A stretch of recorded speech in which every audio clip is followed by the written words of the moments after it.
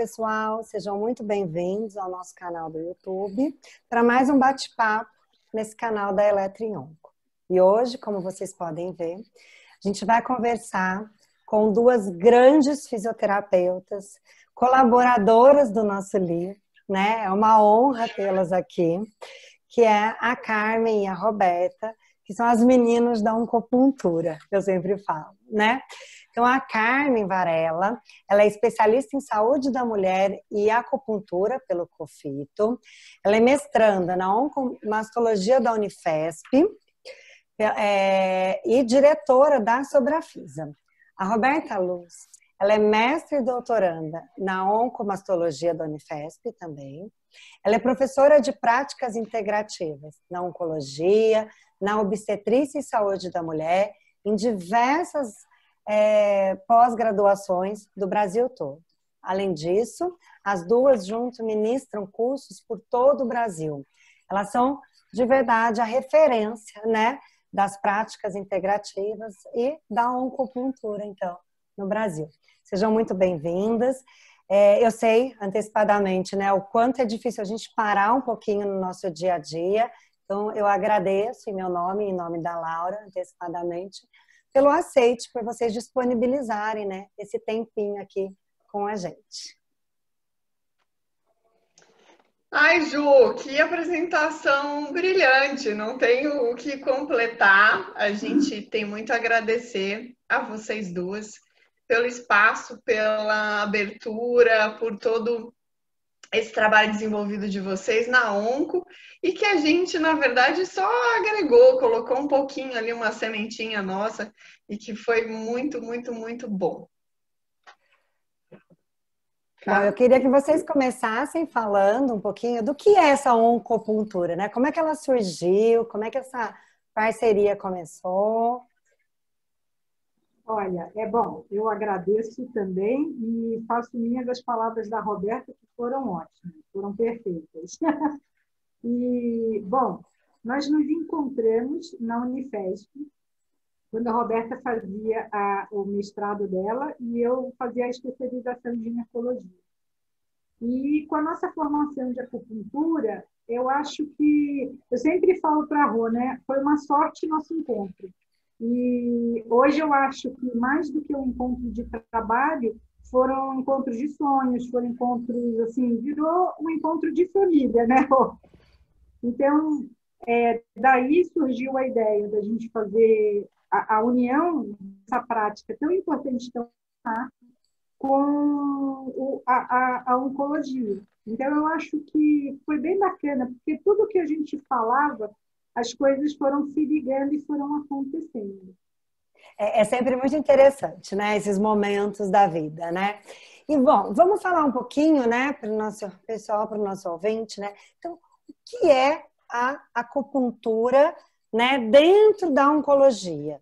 Por que a pessoa precisa, então, né, entender um pouquinho mais sobre todo esse aspecto, né, sobre tudo que ela vem englobando?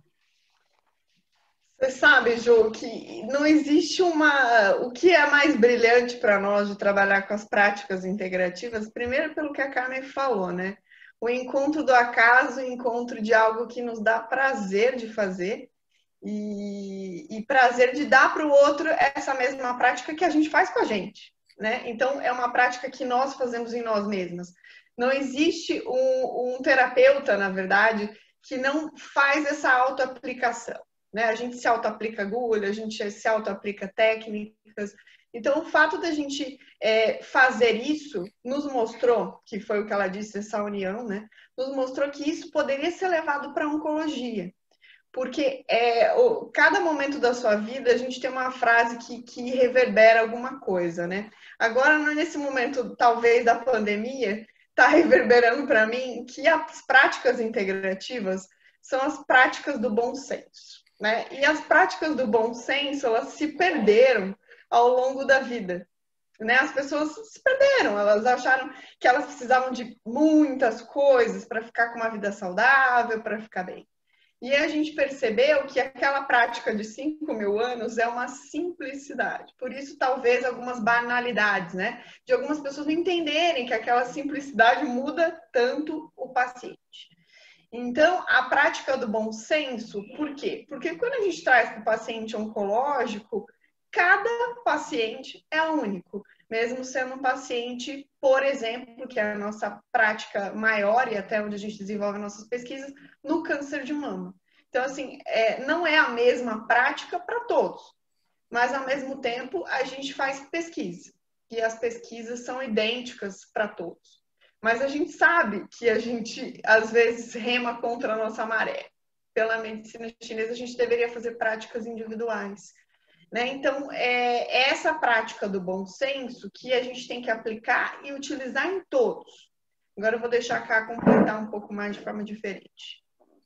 Só completando o que a Roberta falou, existe um movimento desde 1990 que é a oncologia integrativa, né? Então, começou da OMS trazendo a prática integrativa, fazendo estudos para que entendesse melhor, e aí teve esse movimento da oncologia integrativa. A acupuntura é uma das práticas integrativas, mas aí a medicina tradicional chinesa, como a Roberta estava colocando, traz a meditação, a respiração, tem a fitoterapia, a dietoterapia, e elas são complementares exatamente para que elas se complementem ao tratamento clássico e convencional, né? Que as pessoas não decidam entre um e outro, mas que elas agreguem ao tratamento, né?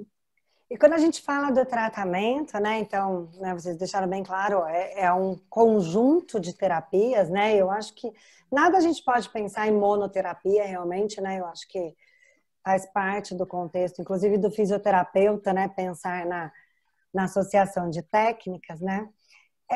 Pensando no nosso paciente oncológico, qual os efeitos adversos, né, que vocês acham que mais tem sido estudado e mais tem sido divulgado das práticas integrativas?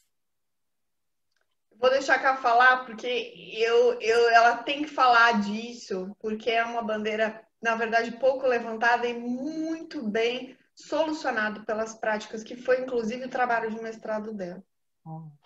Então, eu inclusive, estava debruçada numa revisão falando disso no mundo inteiro. Então, começou com náuseas e vômitos. Então, é uma dos maiores estudos, tem revisão na Cochrane. Então, o uso da acupuntura, é um ponto de acupuntura que você pode massagear, você pode acupunturar, você pode usar os pences, o laser, né? Existem vários recursos que são usados para náusea e vômito. A outra questão importante são as neuropatias periféricas induzidas pela química, que até é a pesquisa da Roberta. Hoje um foco bem grande nessas práticas. Eu, por exemplo, meu estudo é imunidade, né? E por que se tem estudado? Porque na oncologia, quanto menos medicação você conseguir colocar, melhor. E um dos aspectos que se sabe hoje que a acupuntura faz é que ela modula. Então, infelizmente, a medicação ela não consegue achar esse ponto onde ela tira, né?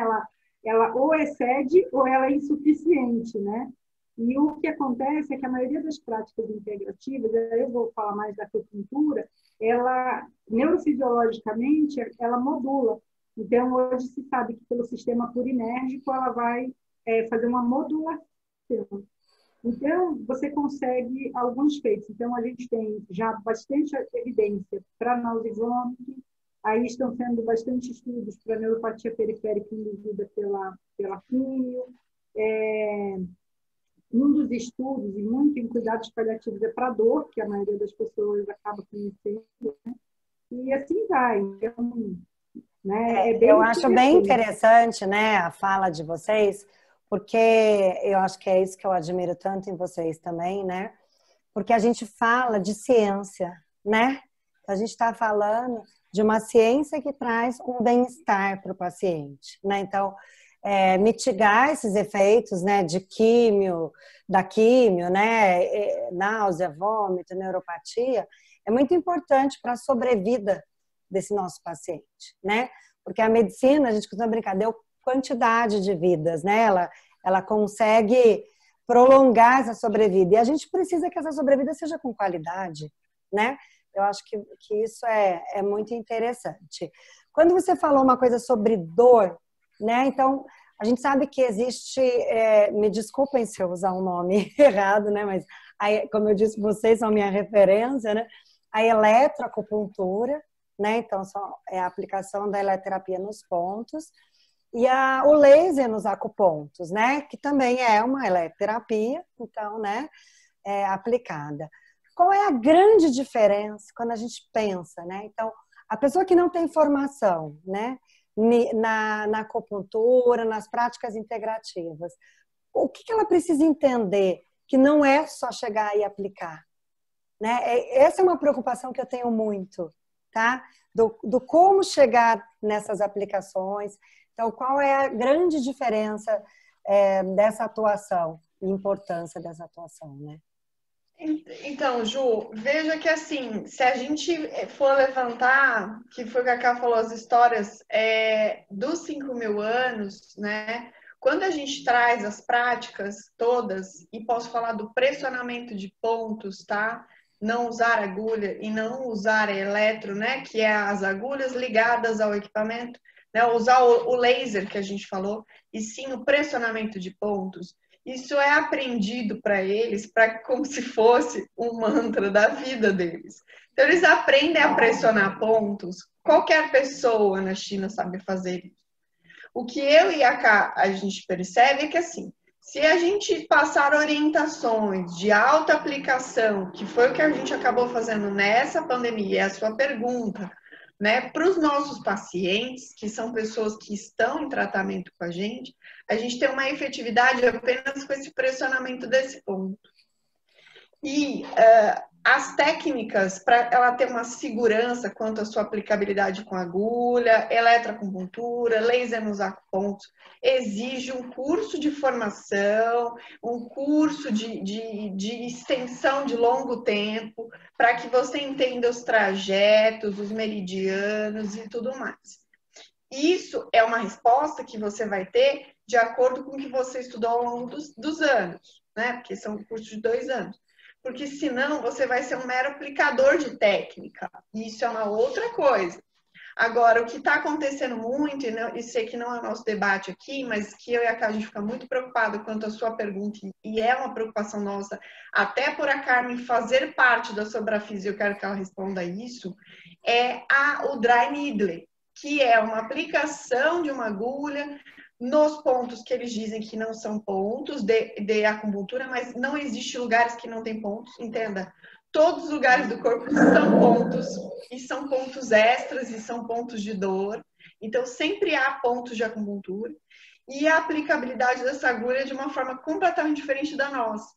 Então, a gente introduz uma agulha com um princípio, com uma inclinação, e o Dry Needle não faz essa mesma forma, né? Eles, na verdade, direcionam esse ponto. Mas eu vou deixar esse questionamento que você perguntou. Não, eu sei que é polêmico, mas eu acho importante a gente discutir isso, né? O quão sério precisa ser a aplicação no ponto, né? E não só aplicar porque viu e porque sabe, né? Completando o que a Rô falou, a formação é muito importante. O que a gente tem visto é que a formação do Dry Needle é muito rápida, né? Muito menor. E, na verdade, colocar pontos, agulhas de acupuntura em pontos que, na medicina tradicional chinesa, a gente chama de ashi, que são pontos de dor. E, na verdade, são esses encontros faciais, miofaciais mesmo. Mas, assim, eu acho que uma coisa que todos os profissionais têm que entender é que o estudo não acaba nunca, né? Uma das coisas que a gente sempre fala muito é porque as pessoas pensam assim, o paciente oncológico, não é todo paciente oncológico que você agulha, né? Por várias questões. O paciente oncológico, eu vejo pessoas que são muito boas profissionais, às vezes não entendendo que a fisiologia não se aplica exatamente no paciente oncológico da mesma forma. Então, quando você fala assim, vamos fazer o laser, isso entra num monte de aspectos do paciente, que ele já está todo agulhado, com a pele sensível, né? Em vários aspectos, o laser, por exemplo, é uma grande ferramenta, né? Então, a gente tem que tomar, sim, cuidado. Eu acho que os profissionais, não adianta ser, como a Roberta falou, um aplicador de técnica, ele tem que lembrar que a gente sempre fala que se eu estou tratando uma pessoa, podia ser uma pessoa que eu amo muito, podia ser a minha avó, a minha mãe, né? E eu gostaria que essa pessoa voltasse para casa, que confiou no que eu fiz, na informação que eu dei, e pudesse, inclusive, repassar, falar, não, o que eu fiz tem a ver com isso, é por conta disso, porque a informação é importantíssima, né? E eu acho que o que a gente vê muito são pessoas que ouvem falar, né? E sabem um pouco de alguma técnica e juntam tudo isso. E para o paciente oncológico, e para quem trabalha com oncologia, isso não é interessante, né? A gente sabe que devemos somar esforços, né? Na verdade, isso é uma coisa que a gente discute muito, né? Primeiro é de não colocar todos os pacientes no mesmo balaio, né? Estadios e... A medicina não coloca, né? Por que vamos nós colocar? E a segunda coisa é essa especificidade do tratamento do paciente oncológico. Você precisa de uma formação muito, muito longa, né? E entender de muitas coisas para poder chegar, né? Não dá para replicar uma terapia não oncológica no paciente oncológico, né? Eu imagino que nas práticas integrativas também, né? Pelo que vocês estão colocando. Então, além dessas outras práticas, o que mais que o nosso ouvinte, né, que está aqui buscando informação, a gente sabe que alguns estão até se formando, né, e procurando entender um pouco mais sobre os assuntos. O que mais que a gente pode pensar, né, do fisioterapeuta nas práticas integrativas? Quais técnicas de maior abordagem, aonde ele pode, né, se aprofundar? Olha, por incrível que pareça, nessa pandemia, a gente começou ano passado, eu e a Cá, com os cursos presenciais, fazendo os trabalhos. Acho que deu alguma coisa na internet dela, né? Travou. Fazendo os trabalhos com. Voltou? Com os trabalhos com aurículo. Então, assim, a gente começou. E aí, vamos falar do que está acontecendo no momento, até com vocês, né, Ju? Dessa condição de a gente ter feito esse trabalho no presencial, que é formar os alunos num curso de extensão mais curto, mais óbvio, sempre com o enfoque, né, desse aluno continuar estudando, continuar dentro de uma escola, continuar fazendo essas práticas. Então, assim, a auriculoterapia é um microsistema tão importante, mas tão importante quanto o estudo de um corpo inteiro, que é o macrosistema, que é o estudo da acupuntura completo. Então, a gente percebe que a gente teve uma resistência de fazer esse curso online, porque nós somos muito práticas, assim como vocês. Então, a gente leva o paciente, a gente faz a prática, e a gente já tinha esse pedido de online há muito tempo. E a gente não queria, não, porque nosso curso não é online, nosso curso é presencial, presencial, presencial. E a gente ministrou tantos cursos de aurículo em onco, né, que foi, na verdade, o nosso maior carro-chefe dentro do início da pandemia até agora. E a gente achou que não, aurículo em onco especificamente, né, porque sistêmica não dá. E aí a gente deu esse curso em janeiro e fevereiro. A gente falou, não, então a pandemia entrou em março. Não, todo mundo pedindo uma repetição de um curso. Então, isso nos deixa feliz de saber que esse microsistema está sendo compreendido e que as pessoas conseguem fazer essas aplicabilidades. E ele funciona tanto quanto para todos os sintomas que a Carmen falou. Náuseas e vômitos, aumento da imunidade, melhora do sono. E no paciente oncológico, você tem vários adendos de melhora. Você não vai trabalhar com todo aquele sistema que está prejudicado, às vezes uma pele, né, num processo senil já, e num processo debilitado por conta da químio, da rádio, e você vai trabalhar com a orelha. Então, se a gente tivesse que usar um recurso para todos, talvez hoje, claro que cada um no seu recurso da aurículo, mas seria a aurícula aplicada nos pacientes oncológicos, né, Cá? Não, e é muito bacana. A internet caiu aqui, mas já estamos de volta. Faz Uma das parte. coisas assim, que a gente tem como experiência, que é muito bacana, é assim, você vai atender o paciente, porque ele está com dor, ou, enfim, normalmente ele te chama porque alguma coisa não está funcionando. Nem todo mundo vai para a acupuntura no primeiro momento. E aí o bacana é isso, assim, você vê que ele vai para a dor, mas ele melhora as noites de sono, ele melhora vários aspectos. Então, assim, eu tive paciente que virou e falou assim, agora eu estou com diarreia, dá para vir aqui?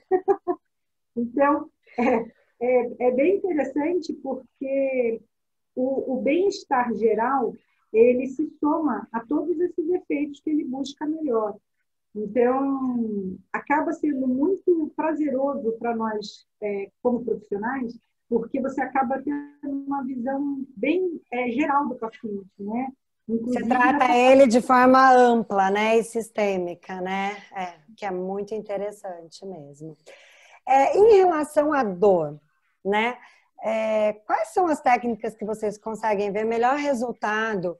Porque a dor oncológica é uma dor de difícil manipulação, né? A gente sabe que, lógico, ela tem diversas causas, mas é uma dor que a literatura ainda busca, né? Os melhores resultados. E dentro desse contexto, dentro das terapias integrativas, né? O que vocês imaginam, o que vocês veem no dia a dia de ganho? Posso falar, Rô? Olha, eu acho que todas as práticas, a gente tem a Roberta estava falando da aurícula, a gente tem um efeito maravilhoso, mas com uma técnica específica, agulhando mais profundamente.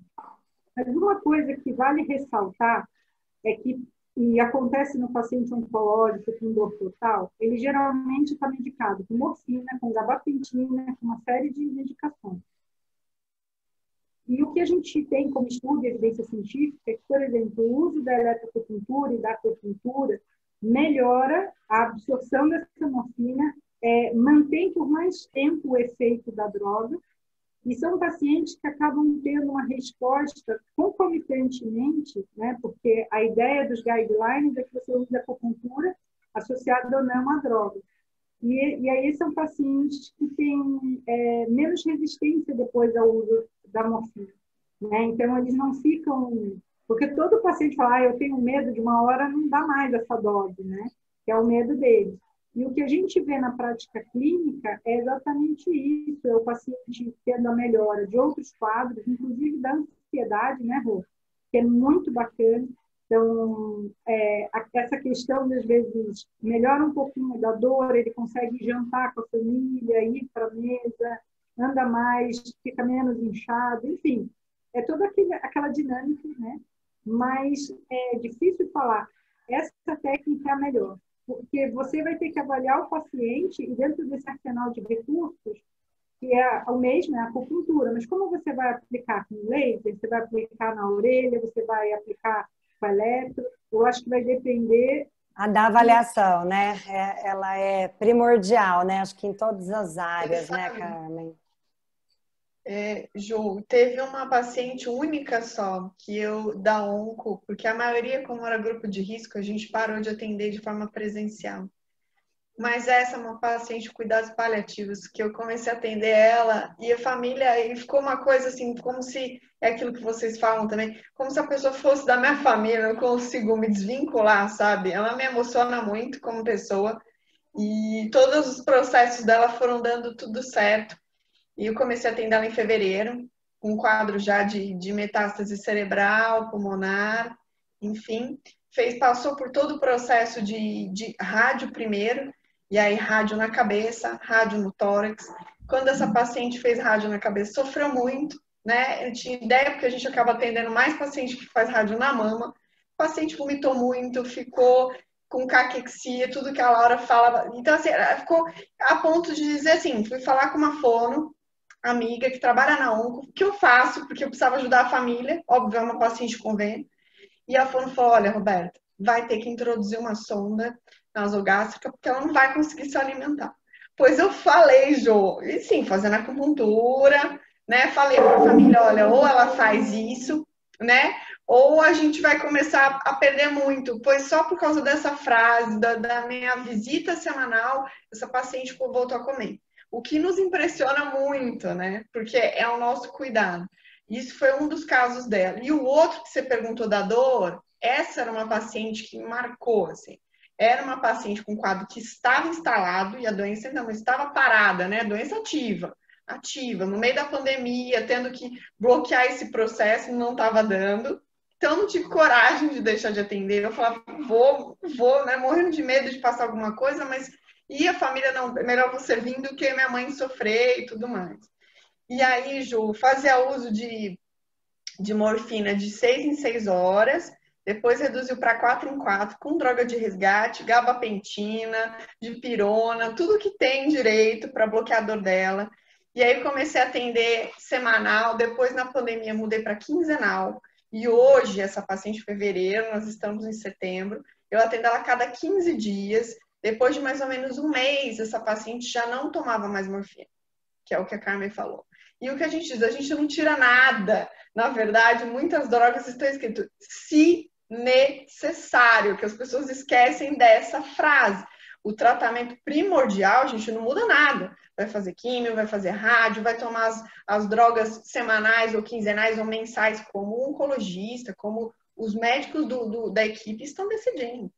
Mas é uma paciente que eu consegui reduzir uma droga que deixava ela dopada. Teve um dia que ela não me reconhecia, eu de máscara toda fechada. Eu falei, a senhora vai ter que me reconhecer. É torturante o paciente que você, né, se identifique e você não poder. A droga bloqueia tanto essa ação cerebral do paciente que ele fica dopado. Ele abre o olho e fecha o olho, abre o olho e fecha o olho.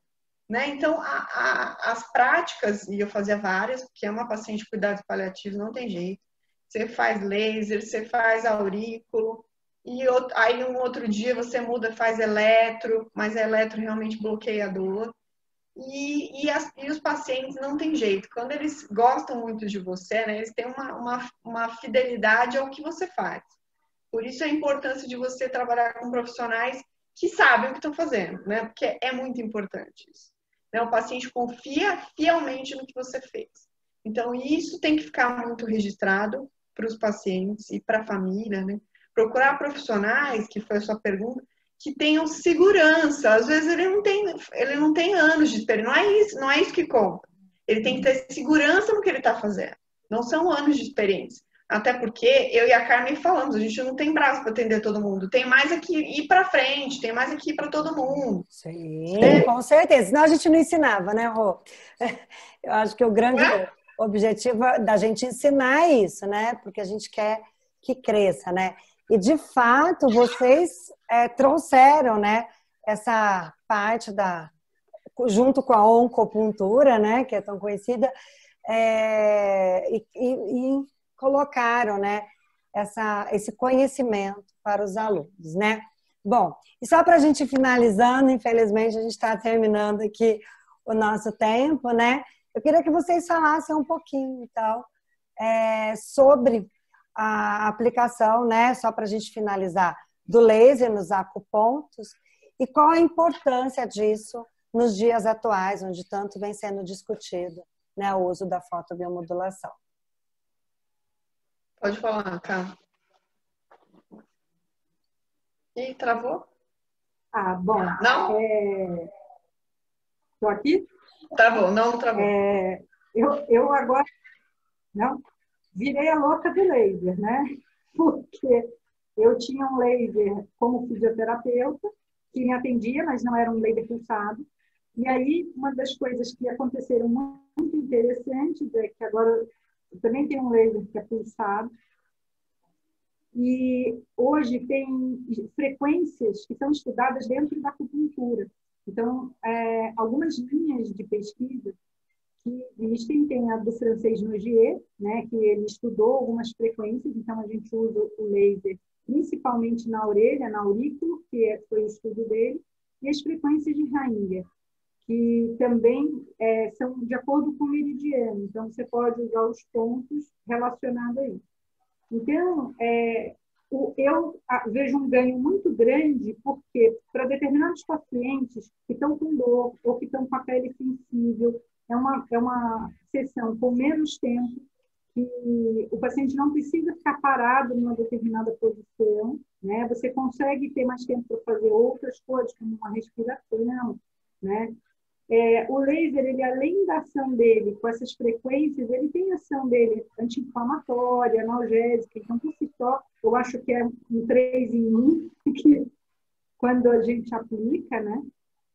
E aí, eu acho que atende um pouco, enquanto fisioterapeuta, enquanto acupunturista, eu acho que o laser para mim, quando um aluno pergunta, uma das ferramentas importantes da gente ter como aliado. Ótimo. E as meninas da pediatria, né, Cá? Que a gente introduziu o pessoal que trabalha na pediatria, a Liliana, Que a interessante, porque de Carol. fato, às vezes tem medo, né, da agulha, a criança, né, não sei se eu estou falando certo, mas, né, às vezes é um receio que a criança tem. Olha, é muito interessante mesmo. Bom, pessoal, eu acho que eu podia passar o dia inteiro aqui aprendendo com elas, mas nosso tempo acabou. Então, mais uma vez, eu gostaria de agradecer a disponibilidade, né, de estarem aqui com a gente. Eu falo a gente porque eu e a Laura, a gente brinca que onde está uma, está as duas, né? A gente também. Não tem jeito, né? Mais uma vez, muito obrigada, Carmen, Roberta. Foi um prazer poder conversar com vocês um pouquinho mais. Obrigada a vocês. Bom, pessoal, até a próxima.